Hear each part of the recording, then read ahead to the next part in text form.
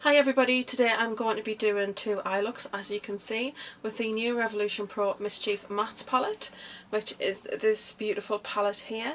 I'm going to include some swatches before I get down to these two looks, but I wanted to use some different shades from this palette. I've seen a lot of people who have kind of gone for the warm shades and all of the kind of berry shades at the bottom, and I think the blues in this palette are really beautiful, and that is basically what I've used today. So I've used these blues here and this green, and I've used this sort of berry shade down here, and then I've used the white as a base for both looks, and you'll get to see how the shadows perform in the video. It's not a talk through kind of get ready with me, it's just a quick and simple eye look, basically kind of using three colours on each eye to get this look. And then I've used some GRWM holographic toppers on the top in the centre of the eye, which I will be featuring in an upcoming video.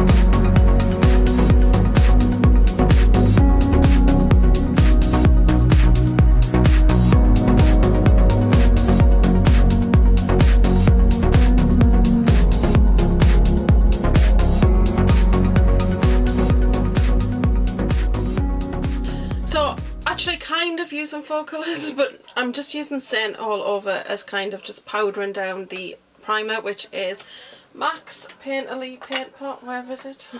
Max Painterly Paint Pot, my favourite eye base.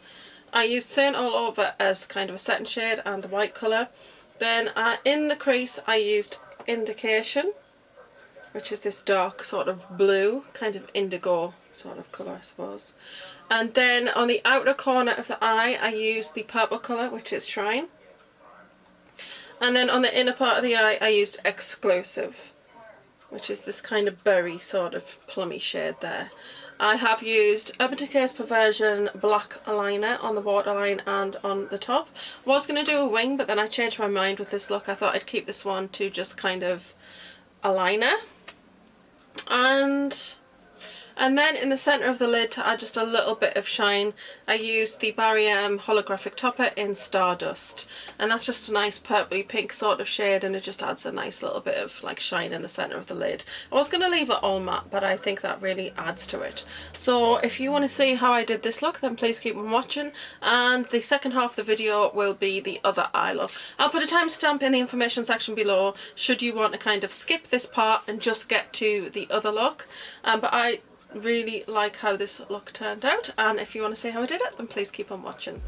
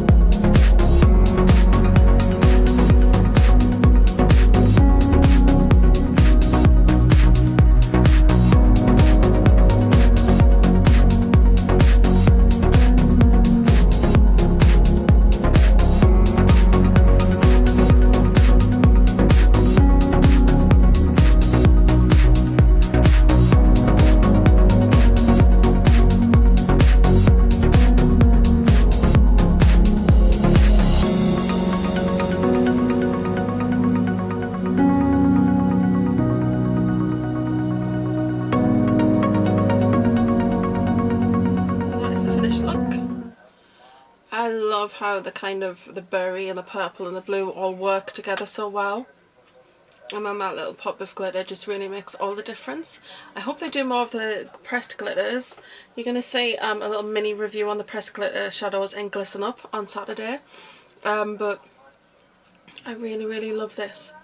And I think they're super pretty shadows.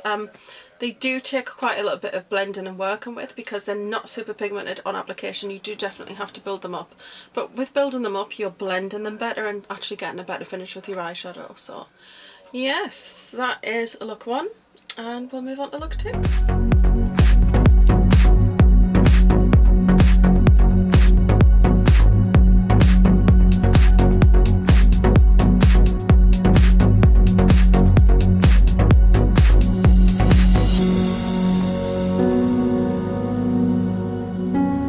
For my second look, I'm going to be using Saint all over the lid as the base again, and then I'm going to be using Poison in the crease, which is the teal shade.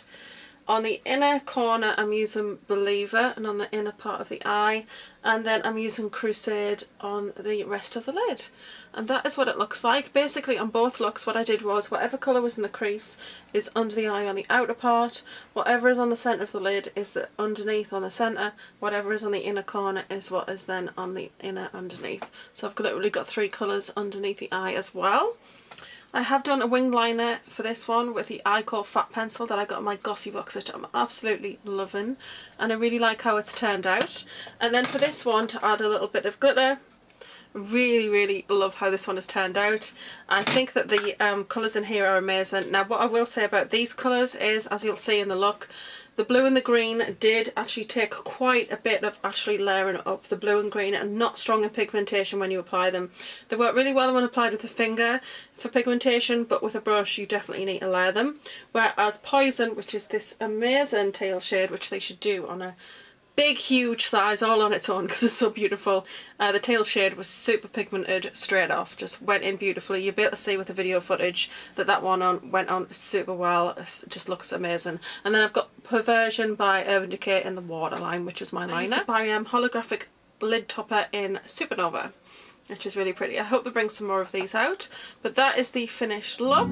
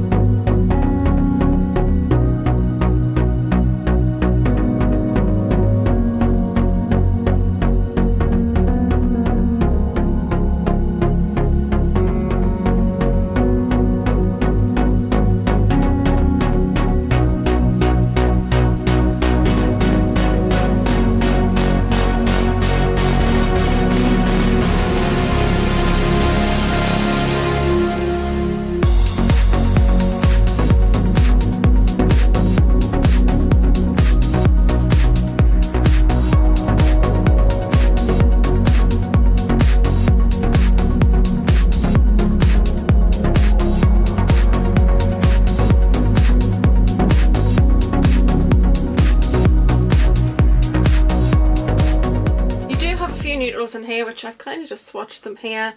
This shade is not too pigmented, it's kind of like a camel sort of colour, kind of mustard sort of shade. And then you've got this one which is a brown, but it's kind of an orangey brown. So they're both warm, they're not cool toned. I wish there'd been kind of maybe a cool tone neutral in here, but that's okay. I hope they do another one of these and kind of maybe do some more along those lines, maybe some pastels and maybe some, you know, some more mauves and stuff, some dusty sort of colours. That'll be quite nice. And then you do have your white, which is really great for a base. I think it does lack in the fact that you don't have a black in here. I think you've got these two pink shades which are amazing, as you saw in the swatches. You kind of got three pink shades. I'm not sure if you need all three because they're fairly close in colour. These two particularly, this is more of a cool tone pink, but these two are fairly close. So I think maybe a black would have been nice in here, because a black's always great to smoke out an outer corner or do a little bit of lash lining, you know, along the lash line. Black's always nice for that, so that might have been quite nice in here. But overall, I think it's a really nice mix of colours. I think some of them do lack a little bit of pigmentation, which you would have seen in the application that you've just watched. You do need to layer them. This colour is amazing, this indigo blue colour, but that definitely needed layering, as did the blue and the green shade. I can't comment on some of the other colours like the top layer and the bottoms, but I do intend on doing another couple of videos with this. So if you'd like to see that, please do let me know. Please do let me know if there's any shades that you'd particularly like to see me use.